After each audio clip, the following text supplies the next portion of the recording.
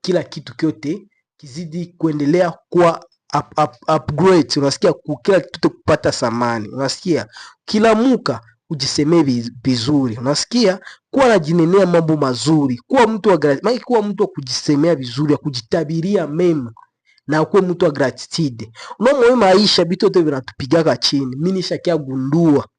Unasikia, ni maneno. Swate eza maneno yako unajisemea eza maneno ya batu wengine. Maneno ya batu wengine haitakuwa na pouvoir sana kile unasemaka. Unasikia? Nikupatie mfano. John wakutanako ukiambia mtu neno moja mubaya, ule mtu anasiriki, ule mtu inamuluma. Unasikia? Na niweka kuroho. Jua nini na wewe mtu fulani akwambia maneno ya mubaya. Kama ni ya mubaya tu anakuambia, inakulumaka inakingia kuroho. Siku nafanya analize. Sasa geuze ile maneno ile unaenda nasemea watu bongo, ile ya kulaumu. Unasikia, ile ya kucomplain. Ndio kwa maana Mungu apendake mtu wa kucomplain. Unasikia? Juu Mungu ukifuata mu Genesis kinasema, Mungu alisema maji iwe ikakuwa.